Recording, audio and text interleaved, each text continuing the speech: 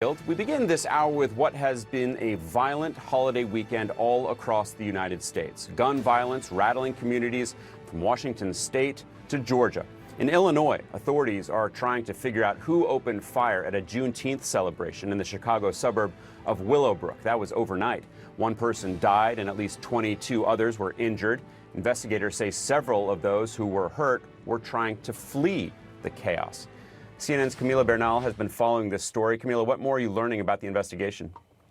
Well, Alex, while authorities don't have a motive at the moment, we are learning that there could be multiple shooters in this case. Authorities saying that an unknown number of suspects fired multiple rounds from multiple weapons. This is just part of the new information that we got. They're also saying and giving us essentially a better timeline of what happened. They say that the Juneteenth celebration started at around 6 p.m. and they say that law enforcement officers were present at the time and throughout the event, but it was at around 12:25 p.m. when they received a phone call, a 911 call that was reporting an alleged fight taking place nearby. So some of these officers responded to this fight, and as they're trying to figure that out, they hear the gunshots, and so they immediately go back to the Juneteenth celebration. And of course, it is chaotic. Witnesses describing just trying to get out of the area, trying to get themselves into safety. I want you to listen to some of these witnesses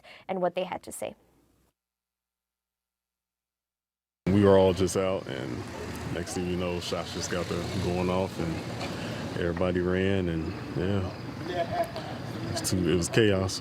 I've never been in anything like this, honestly. Honestly, I have a headache from the whole commotion. All I could do is check on my friends and want to see if everything was okay. And Alex, you mentioned 1 dead, 22 injured, but authorities also saying that people also got hurt as they were trying to flee the scene. Right now, what authorities are doing is that they're watching surveillance video, cell phone video from witnesses and victims who were at the celebration. They say they're still trying to interview all the victims and the witnesses in this case, trying to piece together exactly what happened here. But of course, it's going to take a while for them to figure out exactly what happened and what the motive was here. Alex? And those people just trying to have a good time on what is supposed to be a happy weekend. Camila Bernal, thank you very much for that report. Thank you. And now to Missouri, where police say 10 teenagers were shot in downtown St. Louis overnight, ranging in age from 15 to 19. A 17-year-old died from his injuries. Another teen is critically injured after being trampled while running from the scene. Police say they recovered several weapons, including an AR-15 style rifle.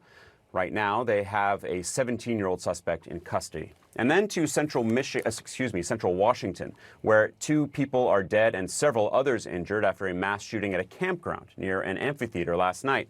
The Grant County Sheriff's Office saying that the suspect shot randomly into the crowd and then walked away from the scene before they took him into custody. Authorities have not given any details on the suspect, on the victims, or a motive. The amphitheater was hosting a 2-day music festival at the time. Organizers now say that today's performances have been canceled. And then in Georgia, officials are investigating a shooting that happened outside a nightclub near Atlanta. That was overnight. Our affiliate WSB reports 5 people were shot, but their conditions have not been released. Authorities are not saying what led up to the shooting or if any arrests have been made. These incidents all across the country, adding to the more than 300 mass shootings in the United States just this year. That means almost 2 per day on average.